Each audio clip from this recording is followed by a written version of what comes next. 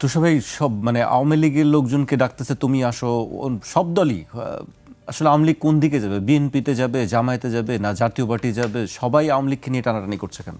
কারণ এই যে জরিপগুলি হয়েছে না, এই জরিপের মধ্যে আপনি দেখবেন অধিকাংশ জরিপে 50% বেশি ভোটার হয় বলেছে তারা কাকে ভোট দিবে বলবে না, অথবা তারা বলেছে তারা আওয়ামী লীগকে ভোট দিবে, অথবা বলেছে যে তারা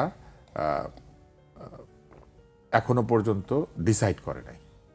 একদল বলেছে বলবো না, একদল বলেছে ডিসাইড করি না, আর একদল বলেছে আওয়ামী লীগকে ভোট দিবে। এবং আওয়ামী লীগের পার্সেন্টেজ খুব একটা কম না। সাধারণত এই ধরনের প্রতিদ্বন্দ্বিতামূলক ভোটে 2-3% ভোটারও যদি উল্টো দিকে ঘুরে তাহলে কিন্তু ভোটের ডিসিশন চেঞ্জ হয়। বাংলাদেশের অতীতের যেগুলি ভালো নির্বাচন হয়েছে বলে আমরা মনে করি, সেই সব জায়গাতে আমরা দেখেছি 500 থেকে 5000 ভোটের মধ্যে অধিকাংশ সিট ডিসাইডেড হয়েছে।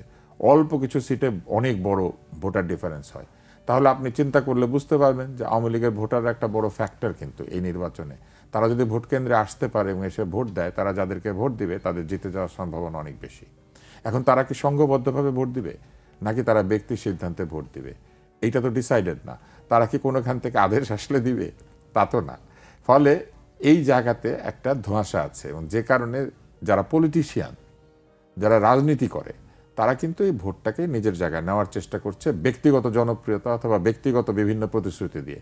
বাংলাদেশের রাজনীতি যেখানেই যাক, মনে করেন যে পটিয়াতে এটা হবে না, আমি আছি ভাই, এটা বলার চেষ্টা করছে। হাতিয়ায় আমরা বলতে পারি, ধরেন হাতিয়াতে হবে না, পটিয়াতে হবে না, কিংবা ধরেন দেলদুয়ারে হবে না। আমি কোনো র্যান্ডমলি বলছি, ওই জায়গাতে এগুলো বলা হয়েছে, ব্যাপারটা সেটা না।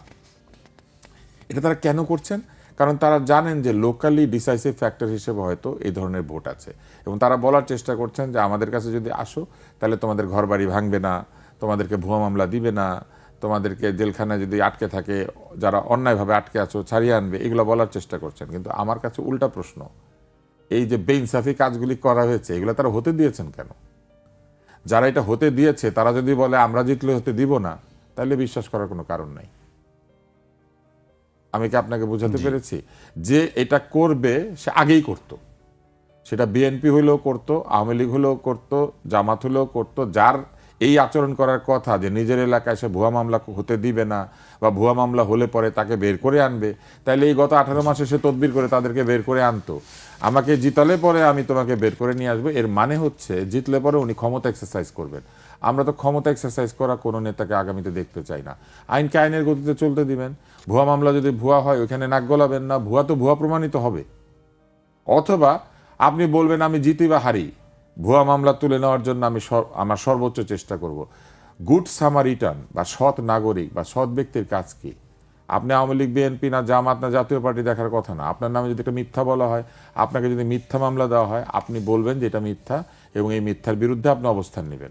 সেটা না করে আপনি কি বলছেন জানেন? এই বিষয়টাকে ভোটের একটা বার্গেনিং পয়েন্ট হিসেবে ব্যবহার করার চেষ্টা করছেন, যে আমাকে জিতাও তাহলে তোমাদেরকে বাড়িতে নিয়ে আসবো, আর আমাকে যদি না জিতাও তাহলে কিন্তু কি হবে আমি জানি না। কেন আপনি জানবেন না? আপনি এলাকা থাকবেন না নেতা ভাই, আপনি এলাকার মানুষ না? আপনার লোকের উপর যদি অন্যায় নির্যাতন হয় আপনি সেটা প্রিভেন্ট করতে যাবেন না? না আমাকে ভোট দিলে আগে আমারে জিতাও, এই আগে আমারে জিতাও পলিসির থেকে আমাদের এই রাজনীতিকে বের হয়ে আসতে হবে। সেটা যদি না আসে তাহলে এই সমস্ত যে ঐক্য হচ্ছে না, এগুলো একটা আদর্শিক ঐক্য না, এগুলো সম্পূর্ণভাবে লোভের ঐক্য, লাভের ঐক্য। এগুলো সব হচ্ছে নির্বাচনে বিজয়ী হয়ে সরকার গঠন করার লক্ষ্য ঐক্য।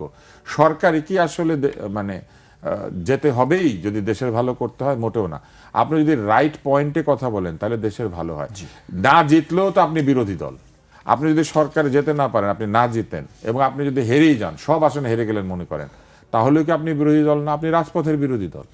এবং সেই জায়গাতে যে দলটা স্ট্রংলি অবস্থান নিতে পারবে, আমি মনে করি সেই রকম দলই ভবিষ্যতে বিরোধী দলে হয়তো কেউ যেতে চায় না, এটি হচ্ছে সবচেয়ে বাস্তব কথা। কারণ ভাই এমপি হতে চায় সবাই, বিরোধী টিরোধীর ব্যাপার না। সবাই এমপি হতে চায় কেন জানেন?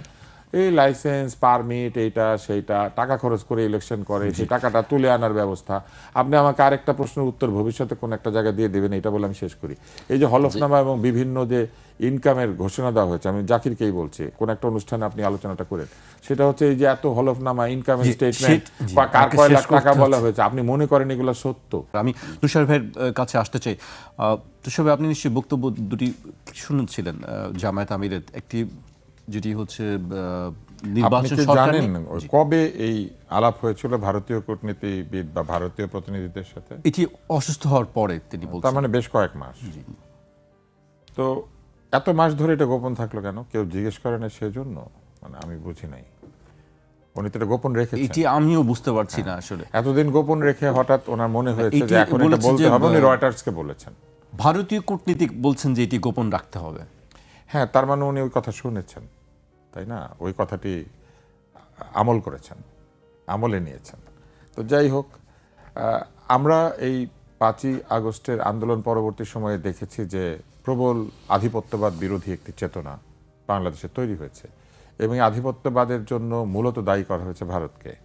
কিন্তু ভারতের এই অনুরোধে তিনি সাড়া দিয়েছেন এবং বেশ একটা লম্বা সময় আমির সাহেব এই কথাটি গোপন রেখেছেন এবং এটি প্রকাশ করেছেন একটি বিদেশি সংবাদ মাধ্যমের কাছে, আমাদের কাছে প্রকাশ করেন নাই, কোনো বাংলাদেশি সংবাদ মাধ্যমে না। কিন্তু তার মানে বাংলাদেশে এটা গোপনই থেকেছে, পৃথিবীর কাছে উন্মুক্ত হয়েছে। এই দিক থেকে চুক্তি ঠিক আছে, কিন্তু কাজটা আর কি একটু অন্যরকম হয়েছে। আমার খুবই জানতে ইচ্ছা করে, সপ্তভগিনী ছিন্ন ভিন্ন করে দেওয়া হবে, মুরগির গলা দিয়ে ভোজ করা হবে, এসব বলার পরে এই অনুরোধটি রক্ষা কেন করা হয়? গোপনীয়তা। কারণ গোপন চুক্তি খারাপ হলে যে কোনো গোপন কথাই খারাপ, নাকি শুধু চুক্তি গোপন হলে খারাপ আর অন্য এখানে তো কথা চুক্তির ভালো? কথা বলা হয় না। না না, গোপন চুক্তি খারাপ না ভাই। না বলছে না না, এখানে গোপন চুক্তি খারাপ না। চুক্তির কোনো কথা না, তো আপনি বলা আমাকে হয় বলেন গোপন চুক্তি খারাপ না ভালো? না। না বলছে যে এখানে চুক্তির কোনো কথা বলা হয়েছে। আসেন, আপনি আমাকে শুধু এইটুকু বলেন যে গোপন চুক্তি ভালো না খারাপ? না, অবশ্যই গোপন গোপন চুক্তি চুক্তি খারাপ। হ্যাঁ, তার মানে চুক্তির কথা গোপন রাখলে খারাপ, কিন্তু গোপনীয়তার জন্য যদি কথা দেওয়া হয় সেটাও একটা চুক্তি, অলিখিত চুক্তি, এটা ওয়াদা যে আমি আপনার কথা গোপন রাখবো। উনি সেটা রেখেছেন, তাই না? তো তার মানে কিছু কিছু কথা থাকে গোপনে, বলেছেন না তো উনি। কিছু কথা থাকে আপনে, আর কিছু কথা যায় জাপানে, যেমন রয়টার্সের কাছে চলে গেছে বিদেশে। এইবার আসেন, গণতন্ত্র কি ঐক্যের সরকার চায়? গণতন্ত্র ঐক্যের সরকার চায় না। গণতন্ত্র সংখ্যাগরিষ্ঠের শাসন চায়। আপনি যখন প্রশ্নের উত্তর দিবেন তখন বলবেন যে আমাদের তো 30% হয়েছে, 26% হয়েছে, আমরা অনেক শক্তি সঞ্চয় করেছি। তাহলে সেই শক্তির পরীক্ষা না দিয়ে কেন ঐক্য? এর কারণ হচ্ছে যদি কোনো কারণে পরাজয় আসে তাহলে সরকারের ভাগবাটোয়ারাটা পাওয়ার ইচ্ছা। কারণ সরকারের বিভিন্ন জায়গাতে, প্রশাসনের সব জায়গায় দলীয়করণ হয়েছে। অতীতের দলীয়করণের যে সংস্কৃতি সেটা দূর হয় নাই। আধিপত্যবাদের বিরুদ্ধে, আধিপত্যবাদ বিরোধী বলেন অথবা নয়া আধিপত্যবাদের একটি দলীয়করণ হয়েছে। আমরা চেয়েছি মেধার শাসন, আমরা চেয়েছি মেধার লড়াই হবে। আমরা বলেছি কোটা না মেধা, কোটা না মেধা, মেধা মেধা। তাহলে মেধা মেধা বাদ দিয়ে কি হলো? এক ধরনের দলের সমর্থকদেরকে সমস্ত পজিশনে বসিয়ে দিয়ে বলা হলো ওনারাই মেধাবী এবং ওনারাই নিরপেক্ষ। ঘটনা তো তা নয়। দলের বিপরীতে দল যদি আসে তাহলে সেটা মেধার প্রতি জাজমেন্ট করা হলো না।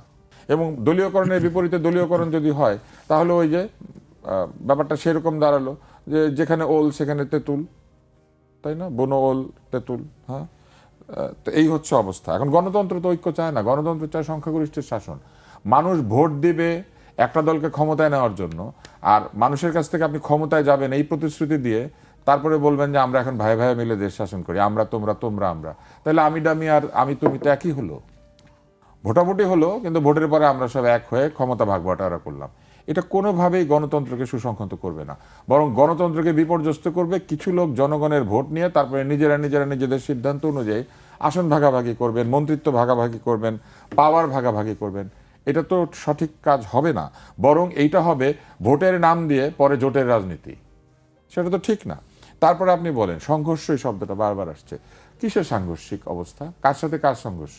সবাই একই পক্ষ, সবাই জুলাই আন্দোলনের পক্ষে, সবাই জুলাই সনদে স্বাক্ষর করেছে শুধু এনসিপি ছাড়া, এবং সকলেই জুলাইয়ের যে অভ্যুত্থান, সেই অভ্যুত্থানের ফলে সৃষ্ট যে সংস্কার, সেই সংস্কারগুলো আমি সেটি জানতে চাচ্ছিলাম আসলে সংঘর্ষ বা সংঘাত কেন আসবে? নির্বাচনের পরে সংঘর্ষ অথবা নির্বাচনের আগে সাংঘর্ষিক অবস্থান, এখানে কোনো সাংঘর্ষিক অবস্থান নাই। এখানে প্রতিদ্বন্দ্বিতার অবস্থান রয়েছে এবং প্রতিদ্বন্দ্বিতা তো সঠিক। আপনি কি এটা মানবেন? ধরেন অলিম্পিকে দৌড় হচ্ছে, ওখানে 8 জন লোক দৌড়াচ্ছে, তারপরে যে দৌড়ে জিতলো সে বললো আসেন আমরা সবাই মিলে প্রাইজগুলো ভাগাভাগি করে নিই। 3টা পুরস্কার আছে, আমরা 8 জনে ভাগাভাগি করব। তারপর ওনারা ভাগাভাগি করলেন। কেউ নিলেন প্রাইজের তলাটা, কেউ নিলেন প্রাইজের উপরেরটা, কেউ নিলেন ওই যে ভিক্টরি স্ট্যান্ডটা, ওইটা নিয়ে বাড়িতে গেলেন, তাই না? কিন্তু এইভাবে তো গণতন্ত্র হয় না। গণতন্ত্র হবেই একটা দল শাসনভার গ্রহণ করবে এবং সে দায়িত্ব গ্রহণ করবে, সে ভালো আচরণ করবে, সঠিকভাবে দেশ পরিচালনা করবে। না পারলে 5 বছর হোক, 3 বছর হোক, যখন জনগণ তাকে যেতে বলবে চলে যাবে। মধ্যবর্তী নির্বাচন হয় না? ব্যর্থ হলে কোনো দল মধ্যবর্তী নির্বাচন হবে এবং এই যে ঐক্যের সরকার হচ্ছে সম্পূর্ণভাবে নির্বাচনের যে এসেন্স বা নির্বাচনের যে মূল চেতনা সেটার বিপরীতে যায়। তাহলে তো নির্বাচন করার কোনো দরকার নেই। আসলে আমরা সবাই মিলে একটা মিটিংয়ে বসে যেভাবে উপদেষ্টা পরিষদ তৈরি করেছেন সেভাবে সরকার তৈরি করে ফেলেন। অযথা এত রাষ্ট্রের খরচ করার দরকার কি? কোনো দরকার নেই। এইবার আসেন, এই যে 12-13 দল 14-15 দল এক জায়গায় হচ্ছে দুই দিকেই, বৃহৎ দুইটা দল ছাড়া আর দলগুলি কয়টা আসন পেয়েছে জীবনে? এরা জীবনেও নির্বাচনে জিতে নাই। এখন এদের সঙ্গে ক্ষমতা ভাগাভাগি করার জন্য জনগণ ভোট দিবে কি কারণে? কি জন্য? জনগণ যে জোট সংখ্যাগরিষ্ঠ ভোট পাবে, যদি পান তারপর সরকার গঠন করবেন। কিন্তু আলটিমেটলি যদি এইভাবে হয় ঐক্যের সরকার তৈরি করবে, তাহলে যে ছোট মোটো যেগুলো আছে সেগুলো এসে একটা সিট জিতে এসে বলবে আমি মন্ত্রী চাই, আমি তো জোটে ছিলাম। আমি মনে করি এটাও ঠিক হবে না। কোনো একটা দলকে দায়িত্ব গ্রহণ করতে হবে বাংলাদেশ চালানোর জন্য, অথবা কোনো একটি নির্দিষ্ট জোটকে, এবং তাদেরকে প্রমাণ করতে হবে তাদের দক্ষতা, মেধা এবং যোগ্যতা।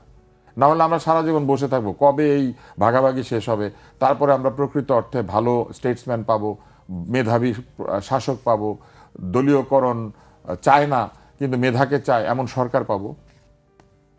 এইবার আসেন, আরেকটা মজার কথা আমরা একটু আগে শুনেছি, বিএনপি আর জামাতের যে ঐক্য হয়েছিল এটা নাকি আওয়ামী লীগ ছিল বলে হয়েছিল, মানে আওয়ামী লীগ না থাকলে এই ঐক্যের দরকার ছিল না। তার মানে এটা আদর্শিক ছিল না, ওইটা আওয়ামী লীগ ঠেকানোর ঐক্য ছিল।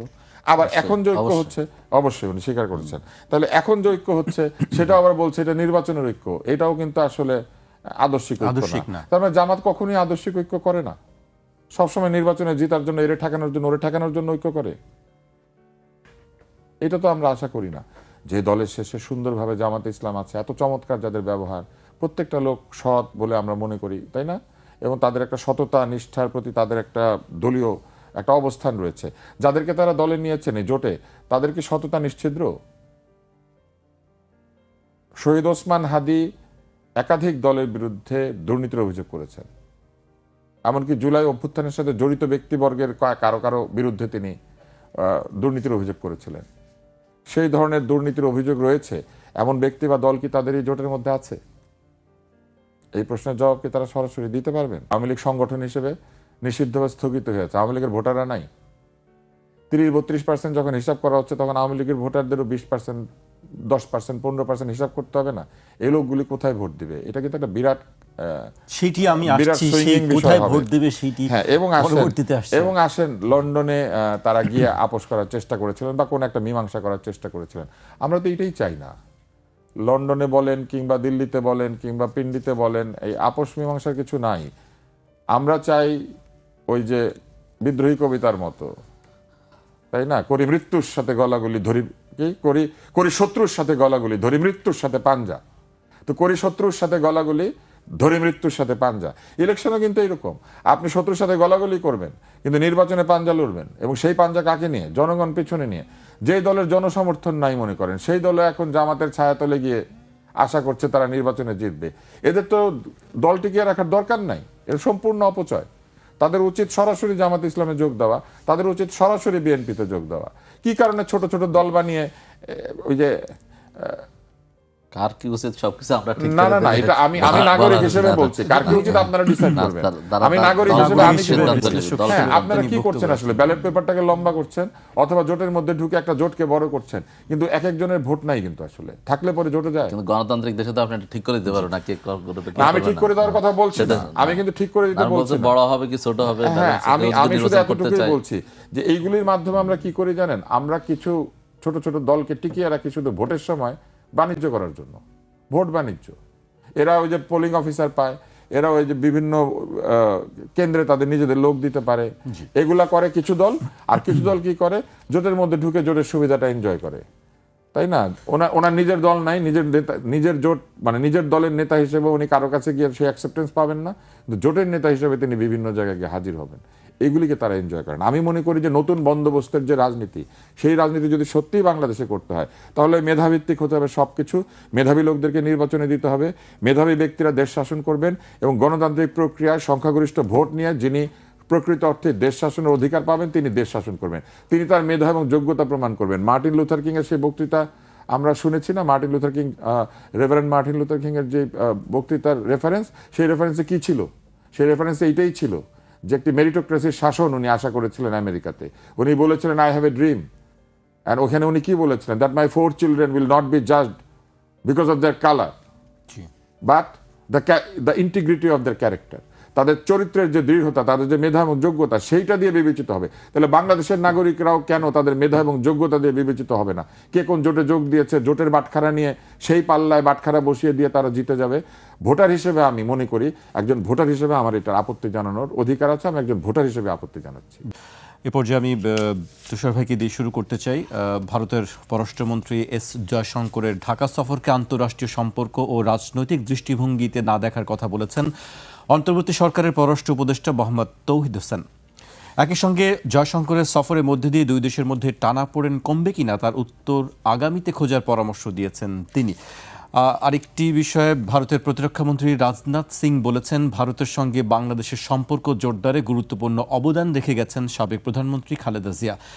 তার এই উল্লেখযোগ্য অবদান সব সময় স্মরণ করা হবে।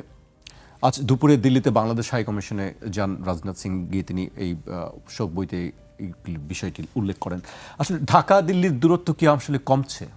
না, শারীরিক দূরত্ব যেটা কিলোমিটারে সেটা একই আছে, আর মানসিক দূরত্ব কমার কোনো লক্ষণ এখনো প্রকাশিত হয় নাই। যে উদাহরণগুলি দিয়েছেন আপনি, একটি হচ্ছে রাজনাথ সিং শোক বইতে স্বাক্ষর করেছেন, সেটি হচ্ছে একটি কূটনৈতিক শিষ্টাচার, তিনি সেটা করেছেন। আর এইখানে এসেও জয়শঙ্কর যে হাত মিলিয়েছেন, এটাও একটি কূটনৈতিক শিষ্টাচার, এবং তিনি এগিয়ে গিয়ে হাত মিলিয়েছেন বলে পত্রিকা এসেছে। এটা আরও বৃহৎ কূটনৈতিক শিষ্টাচার, তিনি সেটা করেছেন। একটি জানাজার আয়োজনে তারা এসেছেন এবং তারা এখানে এসেছেন শ্রদ্ধা জানাতে। এখানে এসে নিশ্চয়ই তারা একে অন্যের প্রতি উষ্মা কিংবা ক্রোধ কিংবা বিরাগ দেখাবেন না, এটাই ভদ্রতা, এবং তারা সেটা করেছেন। এবং আমাদের পররাষ্ট্র উপদেষ্টা ঠিকই বলেছেন যে এইটা নিয়ে এত কোনো ধরনের আশান্বিত হওয়া অথবা আশা হারানো, এটা কোনো কিছুই ভাবার দরকার নেই। আপনি ধরেন এই দুজন লোক রাস্তা দিয়ে যাচ্ছিলেন, একে অন্যের সাথে দেখা হয়েছে প্ল্যাটফর্মে, রেল লাইনের অথবা বাজারে, তাহলে যেভাবে হাত মিলাতেন ওই একইভাবে আমাদের এখানে এসে দেখা হয়েছে, দেখা হওয়াতে তারা হাত মিলিয়েছেন। এটা খবরের জন্য বেশ উপাদেয়। আমরা যারা টেলিভিশনে কাজ করি, সংবাদ হিসেবে এটা বেশ চমৎকার, এটা নিয়ে অনেক আড্ডা দেওয়া যাবে, কথা বলা যাবে, অনেক কিছু স্পেকুলেট করা যাবে।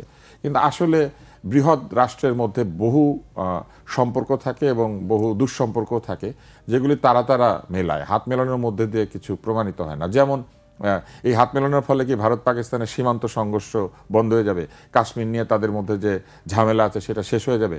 তারা যে একাধিক যুদ্ধ করেছে সেই যুদ্ধের বিষয়গুলি মীমাংসিত হয়ে যাবে? কিন্তু আপনি এটা জানবেন যে তাদের মধ্যে আমদানি রপ্তানি অব্যাহত আছে এবং তারা একে অন্যের কাছ থেকে সমস্ত ব্যবসা বাণিজ্য সবকিছু করছে, এবং সেখানে কোনো বিধিনিষেধ নাই, কেউ বাধাও দিচ্ছে না। এটি কেন, কিভাবে হয়? মানে আমি যুদ্ধ করছি কিন্তু আমি আর সবকিছুই ঠিকঠাক করছি, এটি কি? কিছু জিনিস হচ্ছে কিরকম আমি আপনাকে বলি। যেমন ধরেন পাশাপাশি বাড়িতে ছেলে মেয়ের বিয়ে হয়েছে, কিন্তু তালগাছ নিয়ে একটা লড়াই ছিল কাশ সীমানার মধ্যে, ওটা কিন্তু শেষ হয় না। জামাই ওই বাড়িতে গেলে বলে যে তালগাছটা কিন্তু তোমার বাবার না আমার। আর এটি আমাদের দেখি, আমরা এই জিনিসগুলো দেখি, কিন্তু সেটা কি উভয় দেশের ক্ষেত্রেও কি এই ধরনের? লক্ষ্য করলে দেখবেন যে আমাদের সঙ্গে সাংস্কৃতিক সম্পর্ক ভারতের যতটুকু, তার চেয়ে অনেক বেশি সাংস্কৃতিক সম্পর্ক পাকিস্তানের সঙ্গে। পাকিস্তানের সঙ্গে তাদের খাবার প্রায় একই ধরনের, অধিকাংশ লোকের তাদের চালচলন একই রকম, পোশাক একই রকম, এবং মাইগ্রেটেড হয়েছে দুই দেশের অনেক লোক, সম্পর্ক আছে। হিন্দি গান বলতে আমরা যেটা শুনি, ওগুলো আসলে অর্ধেকের বেশি উর্দু ভাষা দিয়ে, ফার্সি ভাষা দিয়ে সাজানো। আপনি যে ধুম ছবির মধ্যে মালাম মালাম গান হয়, এটা তো ফার্সি। নামিদানম বলে, এটা তো ফার্সি। এবং তার মধ্যে আপনি দেখবেন যে প্রচুর উর্দু গান আছে। নাগমা শব্দ, নাগমা তো উর্দু, নাগমা তো হিন্দি না। হ্যাঁ, এক প্যার কা নাগমা হয়, নাগমা তো উর্দু শব্দ। তো অতএব ভারত আর পাকিস্তানের সাংস্কৃতিক সম্পর্ক এবং তাদের ভৌগোলিক সম্পর্ক অনেক বেশি আমাদের চাইতে। এবং তারা যুদ্ধ করে, ব্যাপারটা হতে পারে তারা যুদ্ধ করে, কিন্তু তাদের মধ্যে আসা যাওয়া অনেক বেশি। তাদের সমস্ত সিঙ্গার, যাদেরকে আপনারা চিনেন, যে রাহাত ফতে আলী খান, আতিফ আসলাম, এরা হিন্দি ছবিতে গান গেয়ে পপুলার হয়েছে, পাকিস্তানি ছবিতে গান গেয়ে না। তো এটা আসলে আমাদেরকে বুঝতে হবে যে এইখানে এসে হাত মেলানোর ফলে একটা বিরাট কিছু ঘটে যাচ্ছে পৃথিবীতে, সেটা হওয়ার সম্ভাবনা নাই। দুইটা দেশেরই পরমাণু শক্তি রয়েছে, দুইটা দেশের মধ্যে সমান সমান লড়াই আছে, এবং এরা একটুখানি শোল্ডার ব্রাশিং করে, দেখা হলে পরে একজন আরেকজনকে। রাগবিতে একটা কথা আছে, ইউ সেল দ্য বল, তো they sell the ball and then they dodge each other, বুঝছেন, একটু ধোকা দেয়, তারপরে একজন আরেকজনের গোলে শুট করে। তারপরে আবার আপনি দেখবেন যে বিভিন্ন সময় সীমান্তে তারা একসঙ্গে আনন্দ উৎসবও করে। অতএব আমরা এটার মধ্যে না জড়ানোই ভালো। আমাদের চিন্তা করা উচিত ভারতের সাথে আমাদের সম্পর্ক কি হবে, পাকিস্তানের সাথে আমাদের সম্পর্ক কি হবে, কার সাথে ব্যবসা হবে, কার সাথে হবে না, কার কাছ থেকে পেঁয়াজ কিনবো আর কার কাছ থেকে কিশমিশ, এটা আমাদের চিন্তা করতে হবে। কার কাছ থেকে তুলা কিনবো, কার কাছ থেকে গম, আর কার কাছ থেকে শাড়ি কিনবো, আর কার কাছ থেকে সুতা, এটা আমাদেরকে চিন্তা করতে হবে। আমাদের স্বার্থ আমাদেরকে দেখতে হবে। যে কারণে আমি বলি এটা চমৎকার একটা স্লোগান আমরা পেয়েছি এবার, সবার আগে বাংলাদেশ। আমি বিএনপির পক্ষে না, কিন্তু বাংলাদেশ ফার্স্ট এটা কিন্তু হওয়া উচিত সকল দলের কাছে। Why are we bothering about a relationship between two nation who have disputes and feuds between each other? যাদের মধ্যে দীর্ঘ সময়ের বিবাদ বিসম্বাদ, তাদের মধ্যে হাত মিলানোতে আমাদের কি আসে যায়, আর তারা একজন একজনকে ল্যাঙ্গুয়েজ দিলে আমাদের কি আসে যায়, আমাদের সাথে এই দুজনের কি সম্পর্ক, এটা বিবেচনা করা উচিত। এবং সেই বিবেচনা আমি কারোর মধ্যে দেখি না। এটা একটা মজার ব্যাপার, সেই বিবেচনা খুবই কম আমাদের। তখন আমাদের মুরগির গলা নিয়ে খুব উৎপাত শুরু হয়। সেইটি কি আসলে কি সামনে আসার কোনো আমি একটা বিষয় মজার দেখছেন প্রশ্ন যে বাংলাদেশের সঙ্গে? আমি একটা মজার প্রশ্ন করি, ভাইজান তো এখানে আছেন, এই যে এনসিপি রাজনাথ আব্দুল্লাহ বলেছেন যে মুরগির গলা ইয়ে করবেন, সাত সিস্টার সেভেন সিস্টারকে কি জানি করে ফেলবেন। আরেকজন ছাত্র নেতাকে আমি দেখেছি যাদের সঙ্গে তাদের সম্ভবত রাজনৈতিক সম্পর্ক আছে, ইউরেনিয়াম, কুলাউড়ার ইউরেনিয়াম দিয়ে কি জানি একটা করবে। আপনারা কি এই পজিশনকে সমর্থন করেন, এই সাতটা সিস্টারকে ইয়ে করবেন এবং এই যে কুলাউড়ার ইউরেনিয়াম দিয়ে কিছু একটা বানাবেন, এটাকে আপনাদের দল সমর্থন করে? আমি জানি না, কিন্তু এগুলো যারা বলে তাদেরকে তো জোটে নেওয়া হয়েছে এবং তারা আছে। এখন মনে করেন এই সরকার তৈরি হলো, ঐক্যের সরকারের অংশ মনে করেন আছে, তাদের একজন মন্ত্রী হয়েছে। মন্ত্রী সাহেব যদি গিয়ে বলে কুলাউড়ার ইউরেনিয়াম দিয়ে দিবে অথবা এই সেভেন সিস্টার নিয়ে কিছু একটা করবে, তখন কি এটা দায়িত্ব জামাত ইসলাম নিবে? এটা কিন্তু আমার, এই জন্য আমি ভোটার হিসেবে খুব কনফিউজড। আমি একটা দলকে ভোট দিতে চাই এবং আমি মনে করি ভোটারদের এই সুযোগ না দেওয়াটা ভোটারদের সঙ্গে একটা অন্যায় করা। ভোটারদেরকে অপশন দেওয়া উচিত, সবাই দাঁড়াবে সমানে সমানে এবং তারপরে দেখবে কাকে ভোটাররা নেয় এবং কাকে নেয় না। এবং সেইটা না নেওয়ার ফলে জানেন ভোটাররা অপশন পায় না। আমাদের গণভোটটা এরকম হয়েছে, 4টা প্রশ্নে একটা ভোট, ওরকম 4টা দল একটা ভোট। এটা তো হওয়া উচিত না। জি।